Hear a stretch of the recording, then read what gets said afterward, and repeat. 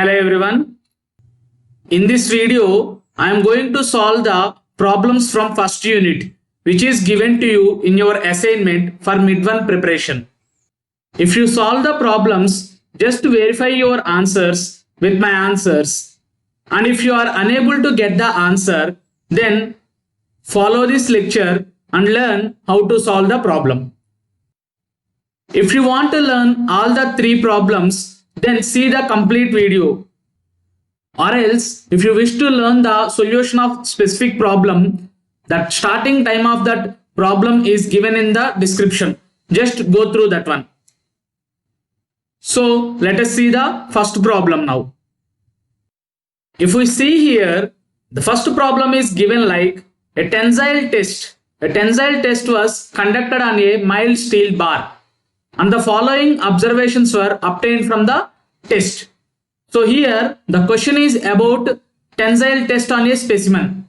So they conducted a test on a specimen and observations are given to us. Like diameter of steel bar equal to 3 centimeters. Its gauge length is 20 centimeters. And load at elastic limit is 250 kilonewtons.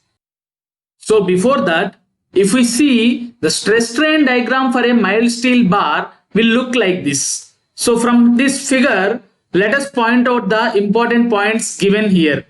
So what are the observations? Diameter of steel bar. If you take the diameter of steel bar, at starting it is given like 3 centimeters diameter. And next one, the gauge length of the bar means the length of specimen. Length of specimen is 20 centimeters. Next, load at elastic limit. So load at elastic limit is the point where elastic limit reaches. So load at elastic limit is given as 250 kilonewtons. And extension at a load of 150 kilonewtons. So somewhere here at a load of 150 kilonewtons, extension in the bar. So extension in the bar at 150 kilonewtons will be equal to 0.21 mm. The next, maximum load. Maximum load is maximum point. Here maximum loading is 380 kilonewtons. And total extension means at the time of failure, if we take till failure, due to the strain, the total extension will be equal to 60 mm. And diameter of the rod at the time of failure. So whenever a mild steel bar or a mild steel member is tested for tensile test, so it is ductile in nature and it will undergone shape changes. So at the time of failure, it will fail with a cup cone failure. So at the time of failure, diameter of rod is 2.25 centimeters. So it decreased from 3 centimeters to 2.25 centimeters at the time of failure. So from this data, what they are asking is, first one, determine the Young's modulus of the material. Then stress at elastic limit. And the third one is percentage elongation. And fourth one is percentage decrease in area. So see, let's elaborate this figure like this. See, these are the important observations given to us. First one is at 150 kilonewtons load, change in length equal to 0.21 mm. And next, load at elastic limit equal to 250 kilonewtons.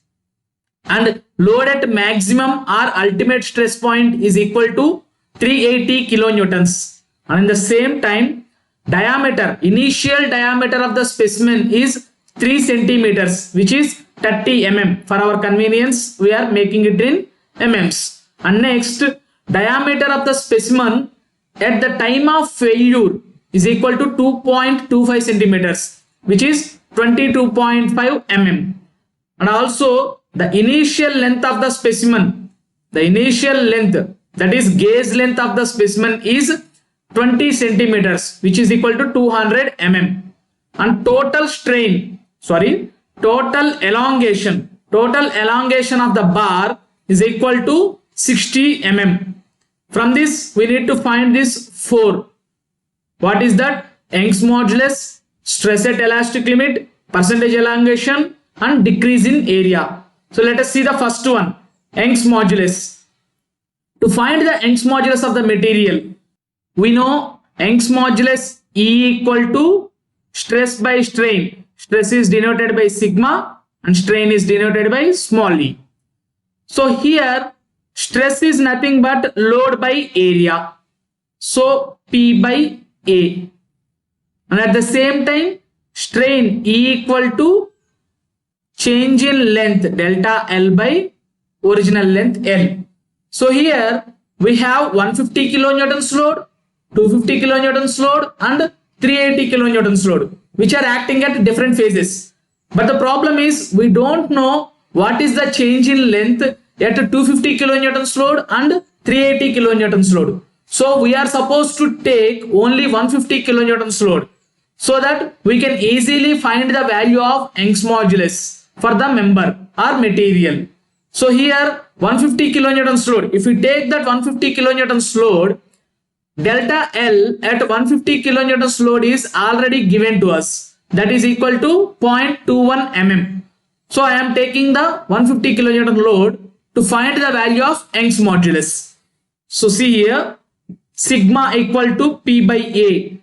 So P, which is equal to 150 kilonewtons, I am converting it into 10 power 3 newtons by area of the member. So here we don't know the area of the member, but area we can get by formula pi by 4 d square. So initial diameter of the bar is given as 3 centimeters. So I am taking it as pi by 4 30 mm square. So I will get a value of 706.86 mm square. So here area is 706.86 by mm square. So we will get the value of sigma. Value of sigma, which is nothing but stress at a load of 150 kilonewtons, equal to 212.21 Newton per mm square. And in the same way, if we calculate the value of strain equal to change in length by original length, that is equal to 0.21 mm by gauge length is 200 mm.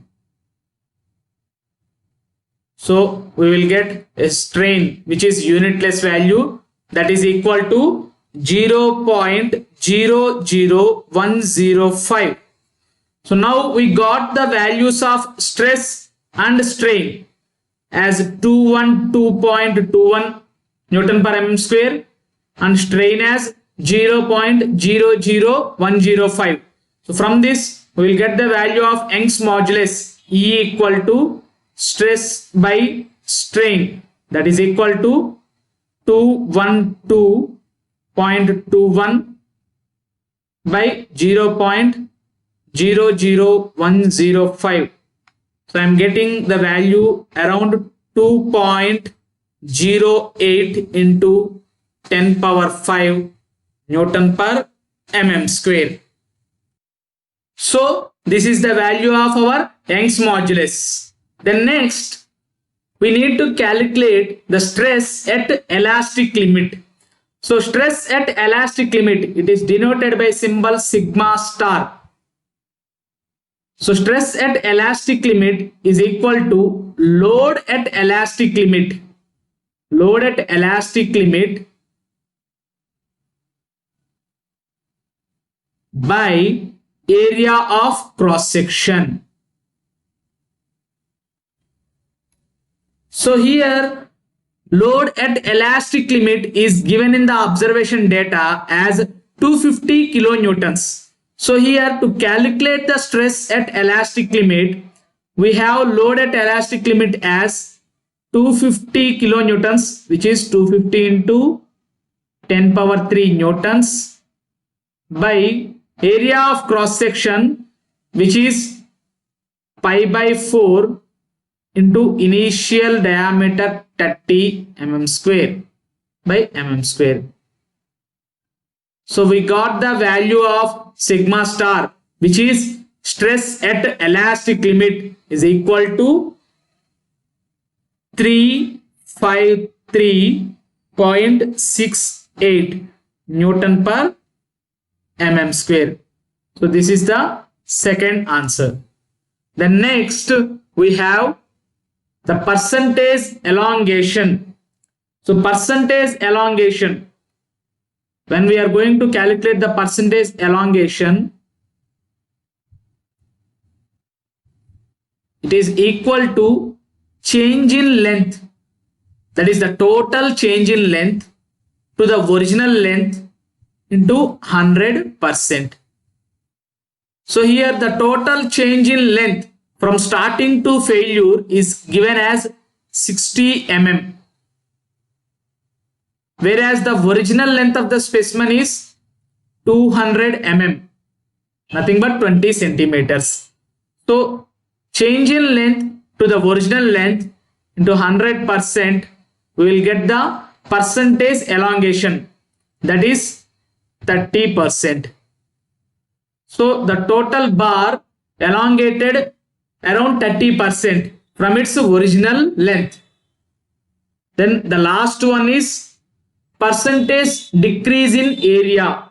If we see this figure, initially it is 3 centimeters, that is 30 mm diameter, but at the time of failure it decreased to 2.25 centimeters. So from 3 centimeters to the diameter of the bar decreased to 2.25 centimeters. So there is a change in area, that is decrease in area of cross section. So here they are asking percentage decrease in area. That percentage decrease in area is nothing but percentage decrease in area equal to initial area minus final area by initial area. Here area is area of cross section into 100%. So here initial area is pi by 4, initial dia 30, pi by 4 30 square minus final area pi by 4 22.5 square by initial area pi by 4 30 square into 100%. By solving this, we will get the value of percentage decrease in area as 43.75%, which means 43.7% of area is get reduced at the time of failure. So this is the first problem.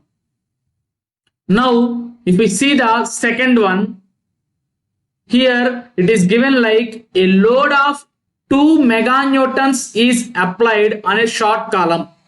Okay, a load of 2 meganewtons is applied on a short column which is of dimensions 500 by 500 breadth and depth, and the column is reinforced with 4 steel bars of 10 mm diameter, one at each corner, means 4 bars at 4 corners. Now find the stresses in the concrete and steel bars.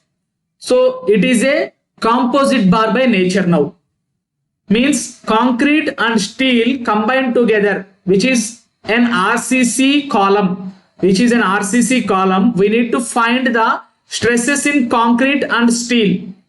So additionally they gave data like E, Young's modulus for steel as 2.1 into 10 power 5 Newton per mm square, and for concrete is 1.4 into 10 power 4 Newton per mm square. So let us see, I am assuming a column, a concrete column. This column is applied with a external load external load is applied like this with a value of 2 meganewtons, that is equals to 2 into 10 power 6 newtons. 2 meganewtons load is acting on the column. So if you take a cross section, of this column, it will be like this.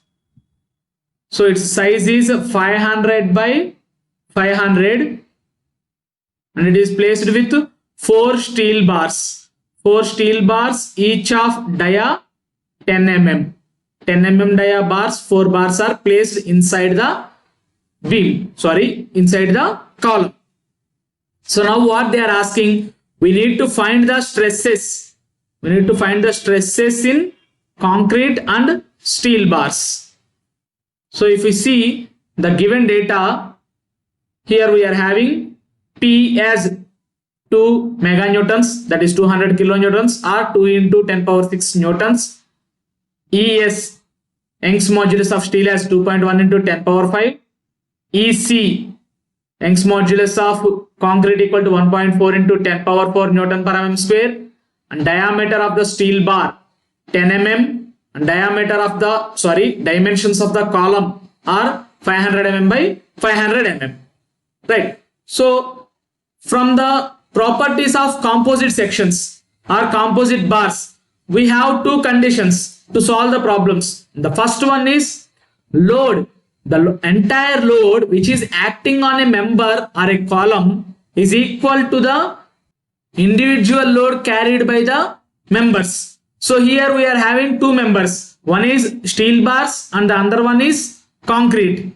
So P, the total load, 2 meganewtons load, whichever is loaded on the column, is distributed to steel and concrete. So the total load P equal to load on steel and load on concrete. So we know that P equal to sigma into A from the stress formula. Stress equal to load by area. So from that we will get P as sigma into A. So here P equal to sigma S into AS plus sigma C into AC. Now let us find the values of AS and AC first. Okay, then we will try to get the values of sigma S and sigma C. First AS. AS, here we are having 4 bars of steel and which is having a dimension of 10 mm. So pi by 4 into 10 square is the area of each bar, and we will get 4 bars area as a total area of steel, that is equal to 314.16 mm square. And in the same way, area of concrete. So to find the area of concrete, here we are having 500 by 500 column, cross section of the column. So total area is 500 by 500. But here we are having 4 bars of steel. So we need to remove this 4 bars of steel area. So 500 by 500 minus 314.16, which is equal to 249685.84 mm square. So here we got the values of AS and AC. Now we need to find values of sigma S and sigma C. For this, now I am going to take the another condition from composite sections. The first condition is total load equal to individual distributed load, summation of the individual distributed load. Now the second condition we can take like strain produced in the steel equal to strain produced in the concrete.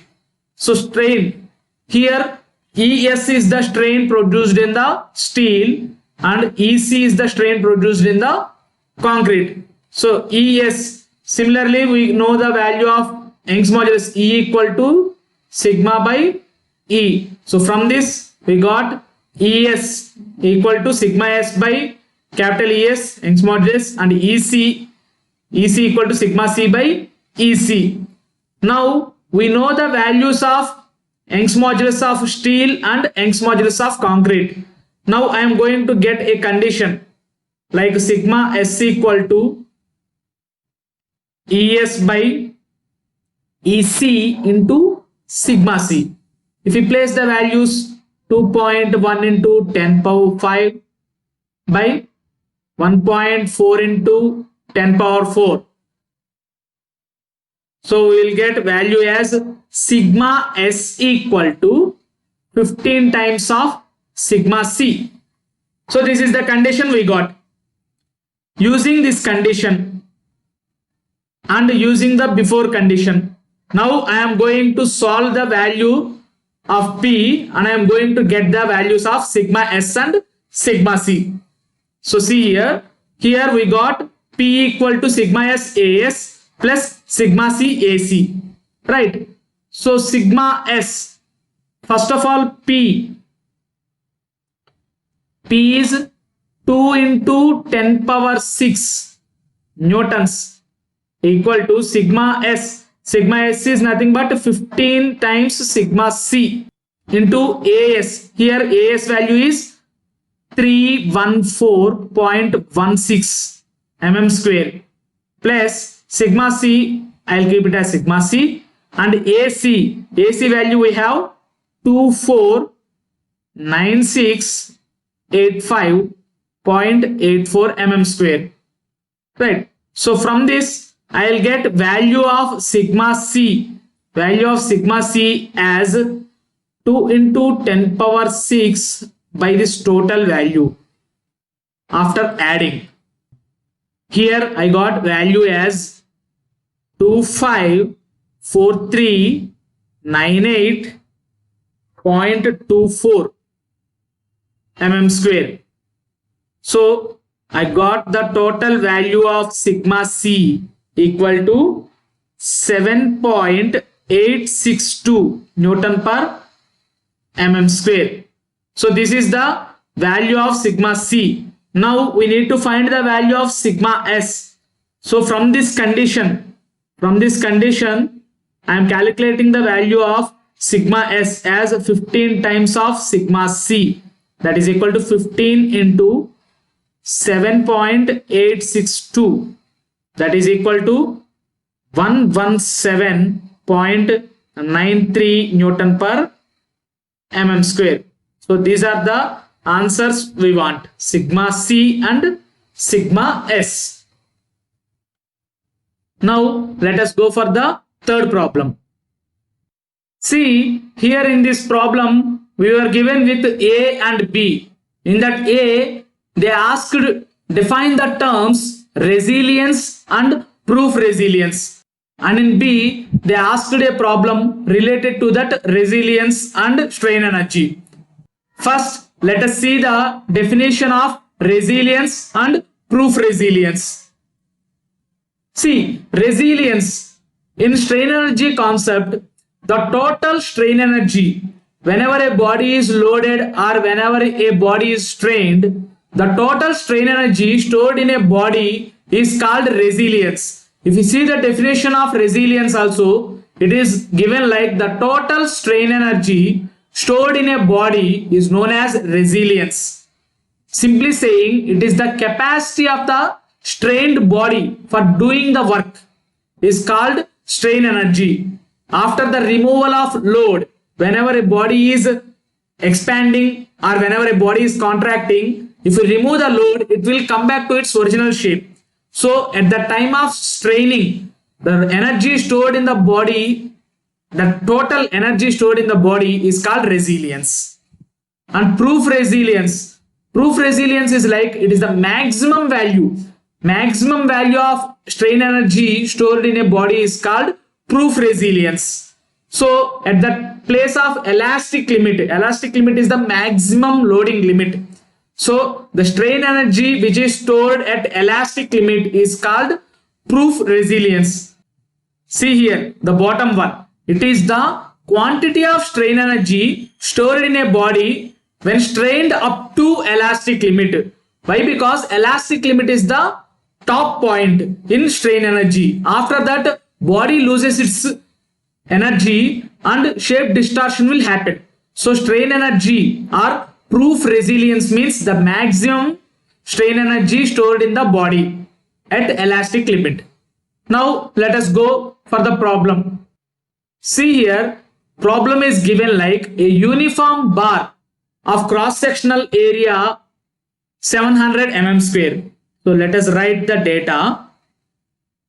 Here cross-sectional area A equal to 700 mm square. Right. And a length of 1.5 meters. Length is equal to 1.5 meters. For our convenience, I am converting it into mm. That is 1500 mm.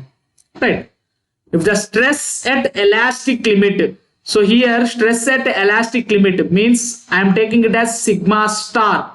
Stress at elastic limit is given as 160 Newton per mm square. What will be the proof resilience? Yes, okay, proof resilience we will find out, and also determine the maximum value of an applied load which may be suddenly applied without exceeding the elastic limit.